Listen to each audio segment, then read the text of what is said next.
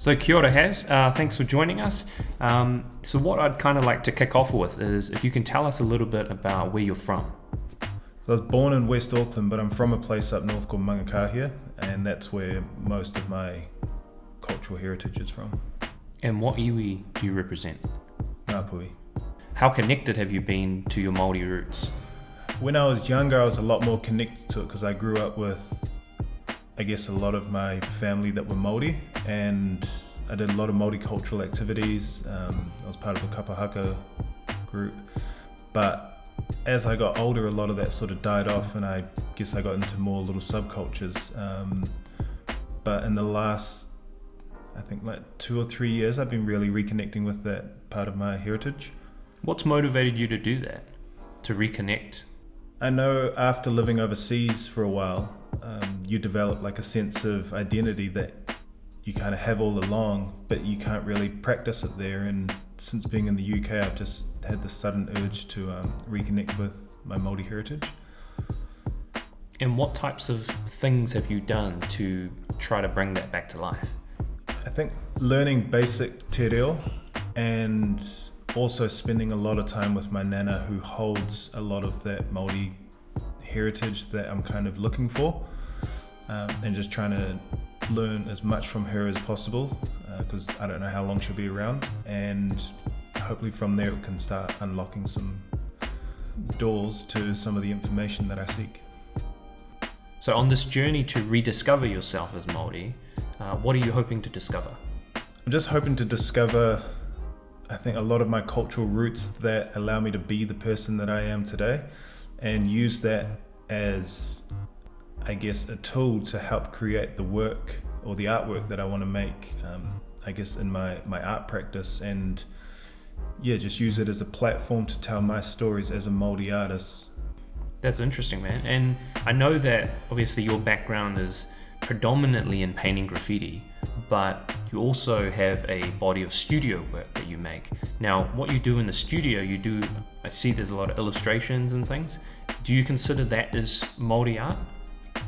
I don't think it's Māori art. I think it comes from a Māori place. It's certainly not traditional Māori art, but I guess what I'm trying to do is use everything that I've learnt in my lifetime, which is predominantly graffiti art, and help illustrate my stories with, I guess, that Māori influence, but without making Māori art. And I know that at the recent Tāmaki Herenga Waka Festival, you painted some graffiti, in collaboration with another Māori artist. Could you tell us a little bit about what the text itself actually said, and what some of the imagery in that wall represents? So at the festival, I chose to write the word Tāmaki Makaurau in a graffiti style, mostly because that's kind of where my strengths are, and I didn't see why I would maybe paint Māori art, which I don't specialize in, just for one day, and it wouldn't necessarily credit my art practice. So I chose to write the word Tāmaki Makaurau, which is it doesn't mean Auckland, but it is where it was Auckland before it was colonized, basically. So I chose to write that word just because it made sense, and behind the word is a waka, and it's sort of coming in and out of the word, and it's also going through the waves. And there's a bit of meaning to it, but I also just wanted it to be fun and to just do it in a way that I could execute it and feel comfortable with doing without sort of stepping on any cultural toes, I guess. One of the things that I think is interesting is seeing how you've used the Māori language and connected that to graffiti. Do you think that that's something we should see more of in New Zealand? I think it's another platform to reach more of our youth and more people who are on a journey to want to discover their Māori heritage, and in particular in a time where we're on the fence on how much we're going to include te reo into our education system. And I think that, just throughout New Zealand, I've seen mātauranga Māori being normalized, in lots of different sectors like education, because I come from teaching, and it's really cool to see, utilize the Māori language in this kind of graph format, because I think it's a very powerful thing to explore, something that's essentially a Western concept, but bring back a kind of Māori-ness to it, and I would love to see more of that happen in New Zealand. Do you think that that's a possibility? There's certainly no reason why it shouldn't happen, but I guess the one thing with graffiti is the culture itself is built on egos, and so once we get over our egos and stop writing our own name, then I guess that's when it opens itself to write words that probably mean a little bit more in places that need it. There is actually quite a lot of graffiti writers that I know that are Māori. Why do you think they don't opt to write or utilize te reo in some of their graffiti? I think some people are still just trying to discover who they are in general and trying to bring that into a practice that already has a lot of taboo in it. It's probably on them to just keep that separate. And I think any cultural practice in the mainstream today has to be done very carefully, because if it's not, it can become pretty offensive pretty quick.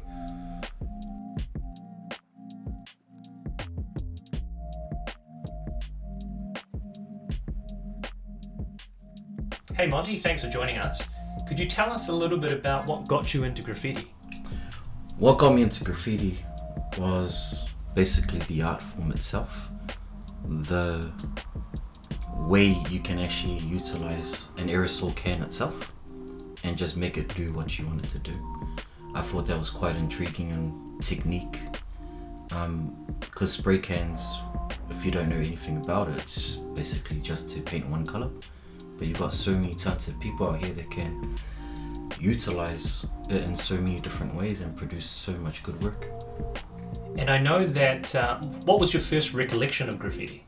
My first recollection of graffiti, I was on my way to training, and there was this guy just painting a mural on the side of the wall, but he wasn't using a paintbrush, he was just using a spray can, and stood there for a while, watched him, missed my training, and got to know the guy. His name was Finer, and he basically asked if I was interested, and he basically chucked me on the wall on that day.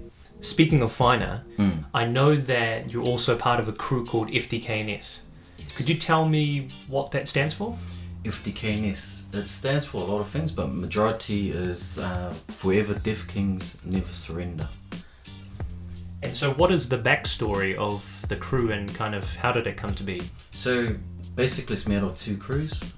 You've got FDK from Otara, which is Forever Deaf Kings, and you have KNS, Kings Never Surrender from Mangere, and the mutual ground there are two cousins, Chill and Roski. They decided to band together because back in those days they used to have a few mishaps at the bus stops and all that, and it just stuck from there. So we are now 30 years old this year, and the crew is still growing as it is. And I know that a majority of your crew, a lot of its members is, they have a Māori and Pacific kind of background. Is that something that's been intentional? Because it's awesome to see that a crew in New Zealand has that type of representation, from the community. I think it wasn't really intentional. I think it was meant to be. Regarding the way we were all brought up in South Auckland, there was no internet, there was no means of communication. So basically it was a crew of what you know, who you know, sort of basis. And the bus line was your means of contact, so to say, But now that we've got internet and all that, we've kind of expanded the idea. So, it's awesome that we have Māori and Pacific, artists in our team, but we're looking to expand onto other ventures as well. Oh, that's wicked, man. And can you tell me what productions are for the audience and how they kind of work within your crew? Productions are basically an idea that's been collaborated between two painters. We come up with the theme, We look at our colors. We basically put a sketch together and we collaborate on what's this, how we're gonna do this. Also, what we try and do as a crew is put up productions that are eye-catching and meaningful to our audience. Our latest one that we sort of half done was a Super Mario one down in Otahu. We did that purely because out in South Auckland, retro gaming is kind of like in our blood. And once all the kids saw Super Mario, it kind of like eases off with the adults on what the negative aspect of graffiti is. But they still saw all the pieces and all that stuff, and there was still some hip hop elements in there. We just changed out Mario shoes for Air Maxes and stuff like that. So it's kind of like educating the young ones too. But productions for us are really important. When thinking about, you know, the event that we painted at, how did that feel for you to be sharing some of your art at a festival which is centered around Maori culture? Oh, massive privilege, eh? Being able to train for so many years and then being able to paint with the likes of yourself, I think for me that was one of my main highlights for the year. Also producing something like Tamatoa and seeing the reactions from the elderly and the young ones and getting them to recognize it as Aquaman, you know, and with the likes of Jason Moore, who's actually now the new Aquaman, it's all tied in, and I don't know, I got a massive sense of pride as one whole people, you know. But yeah, I mean, painting that was just awesome. And I know that alongside your graph, you're also a super talented illustrator, designer, and muralist. Those are some of the other works that you do. On a day-to-day basis, what does that type of work actually involve for you? When I'm not doing graph, I'm actually planning out things. So I had to schedule in art time, design time, mural time, and it can get a little bit hectic if I'm not very careful with how my planning goes. But from a day to day, I'm a stay-at-home dad, so I've also got kids to tend to and nappies to change and shopping to do and dishes to do. But I mean, to be honest, I wouldn't change it for the world. If anything, it makes me stronger. How did you end up doing all of these other things, like becoming a designer, illustrator? Did you study? Yes, I studied at AUT. I did a few papers there as well. I also taught at NACO as an illustrator. I was head designer for Custom Tees in Manukau. Then I ended up being head designer for Red Rat Clothing for 6 years. Then I decided to venture out and do my own thing. One, because in the graphic side of things in my work, I design uniforms and just wanted to help the community out. How much do you think of your Pacific culture do you bring to your art? I try and influence my Pacific art style towards other people. One, because some of the motifs and the meanings are somewhat forgotten, therefore it becomes more abstract and urban art, so to say. But I like to try and stay true to my Pacific roots. I bring quite a lot to it, just very subtle, kind of like a style in a way. But I try to stay to saying, you know, same, different. I like to do the same thing, but kind of add a bit of an island twist to it. Kind of looking back at your art as well, what is your greatest challenge as a freelancer and how do you kind of overcome that? I think my greatest challenge as a freelancer is constantly being able to be creative and not tired. I think being creative is very, very hard, and a lot of people underestimate that skill. It's very hard to come up with different ideas for different people, you know, for different scenarios, for different cultures, different clients, all in one. I think that's my biggest challenge. How I get over it though is I build Gundams. I am a Gundam builder, and if you see my workshop, I create my own robots and all that stuff. So I tend to look at the shapes that I deal with. I look at the briefs, and then I just have a really strong coffee and just go ham at it. Go hard or go home. Awesome, man. Thank you so much for sharing your perspective with us.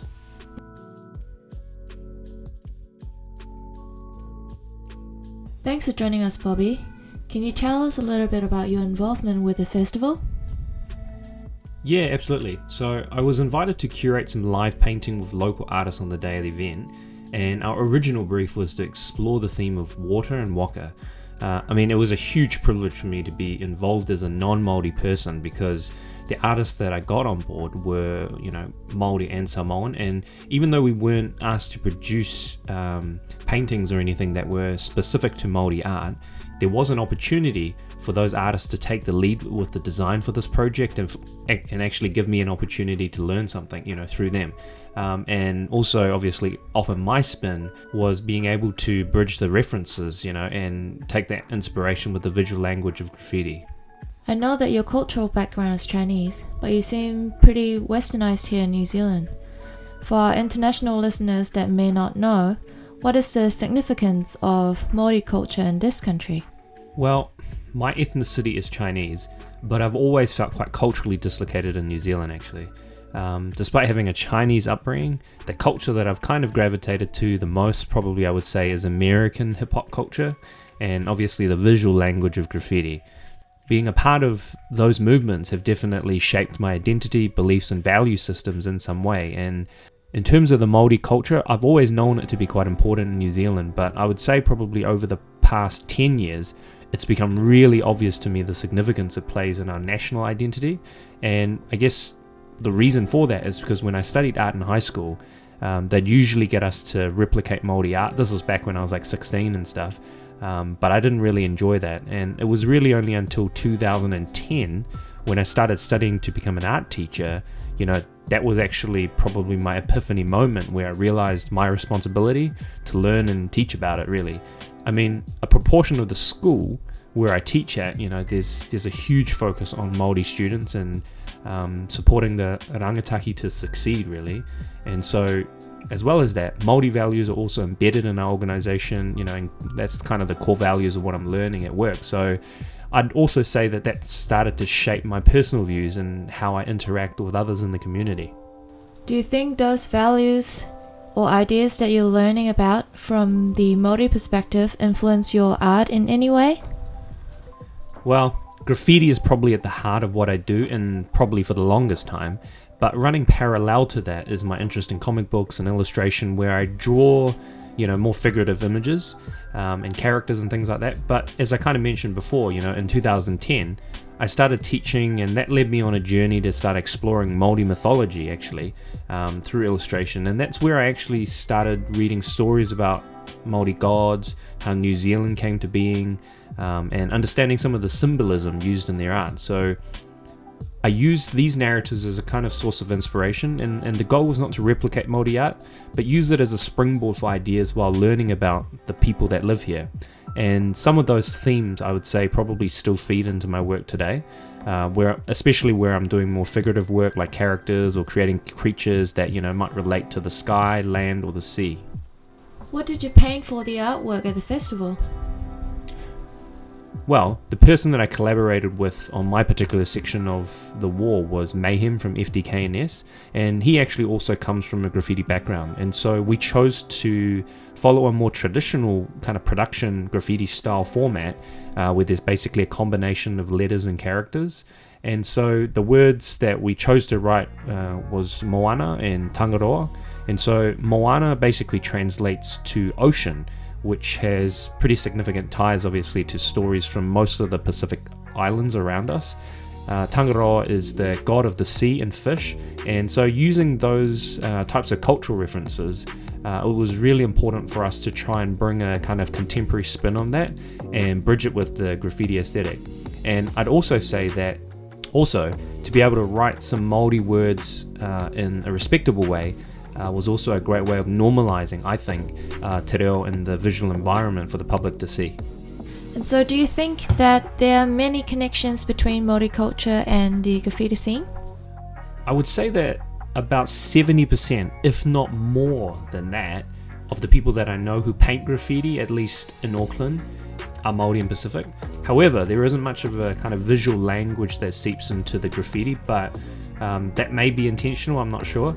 It may be seen as like a tapu thing to do to bring Māori art into the kind of graph world, but I'm actually always trying to encourage a lot of the younger generation of emerging graffiti writers in New Zealand to write more Māori and Pacific words in the public spaces. And so for me, I think that gives us an opportunity to put a different spin on an American visual language of graffiti. So yeah, no, I think that I would really like to see more of that in the future, because I really think that would bring something different to what the rest of the world is doing. Awesome. Thank you very much, Bobby.